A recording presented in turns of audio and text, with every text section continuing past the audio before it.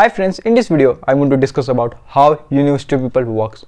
So first, visiting at University of website, you find two things at the login part. First is Uopeople and second is online campus. So first, Uopeople portal where all the administrative work take place. For example, course registration, fees payment, academic records like your grades, audit report take place. And second, online campus in where your all academic things take place. For example, doing discussion forum, submitting assignment, taking final exam, quiz and more, where you study at all. And one thing is my advice to you all guys is that be serious about your deadline, because once you do the deadline there's no way to get back.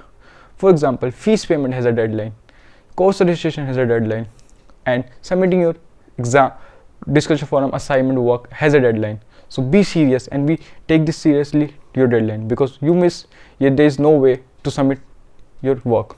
Okay, so for this, be regularly check your Uopeople, your email and academic calendar of the University of People, so understand that you never miss those deadlines.